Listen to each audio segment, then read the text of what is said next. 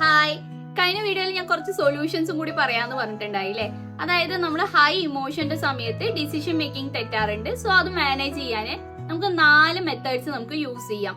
അതായത് first one ആണ് 90 second rule, second one delay tactics, third one physiological sign, fourth one temperature shift.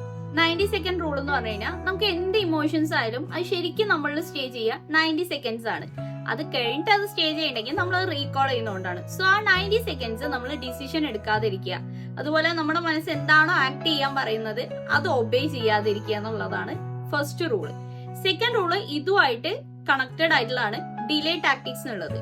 അതായത് ഇപ്പോൾ decision എടുക്കുകയാണ് അല്ലെങ്കിൽ ഒരു ആക്ഷൻ പ്ലാൻ നമ്മൾ ക്രിയേറ്റ് ചെയ്യുകയാണെങ്കിൽ നമ്മൾ അത് ഒന്ന് ഡിലേ ചെയ്യുക. അതായത് നമ്മുടെ ആ ഒരു ഇമോഷൻ സ്റ്റേറ്റ് ഒന്ന് കൺട്രോൾഡ് ആവുന്ന വരെ നമ്മളൊന്ന് ഡിലേ ചെയ്യുക. It's not the right time. ഞാൻ ഇപ്പൊ പറയുന്നതും ഇപ്പൊ ചിന്തിക്കുന്നതും റൈറ്റ് അല്ല. സോ എന്റെ ഇമോഷൻ ഒന്ന് അണ്ടർ കൺട്രോൾ ആയതിനു ശേഷമാണ് ഞാൻ എന്റെ ഡിസിഷൻ പറയുള്ളൂ അല്ലെങ്കിൽ ഞാനൊരു ആക്ഷൻ എടുക്കുള്ളൂ എന്നുള്ളത് നമ്മൾ നമ്മളെ തന്നെ പ്രാക്ടീസ് ചെയ്യിപ്പിക്കുക എന്നുള്ളതാണ്. ആദ്യം കുറച്ച് ബുദ്ധിമുട്ടാണെങ്കിലും നമ്മൾ പതുക്കെ പ്രാക്ടീസ് ചെയ്ത് കഴിയുമ്പോൾ നമ്മൾ പോലും അറിയാത്ത ഇതേപോലെ ഹൈ ഇമോഷൻ സ്റ്റേറ്റിന്റെ സമയത്ത് നമ്മൾ എടുക്കുന്ന ഒരു ഡിസിഷനോ അല്ലെങ്കിൽ ഒരു ആക്ഷനോ നമ്മുടെ മനസ്സിൽ വരുമ്പോൾ തന്നെ നമ്മൾ തന്നെ ഓട്ടോമാറ്റിക് ആയിട്ട് ഡിലേ ചെയ്യാൻ തുടങ്ങും.